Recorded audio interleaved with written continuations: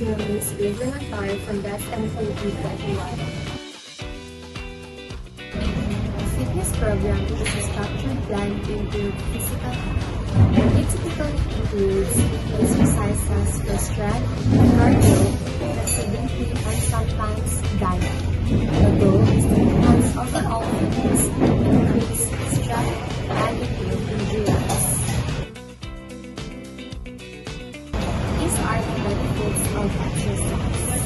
Exercise offers stimulus benefits including improved heart health, weight management, increased strength, better mental health, enhanced flexibility and mobility, boosted energy levels, improved sleep, enhanced immune function, and better mood.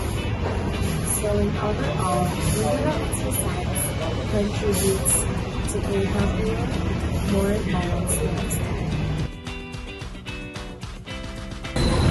So based on my personal experience, all I can say that I really dedicated, not only physically but also mentally.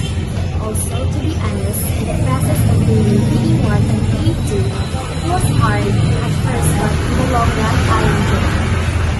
Most importantly, it really helped me as a person in my daily life and how I deal with situations every day.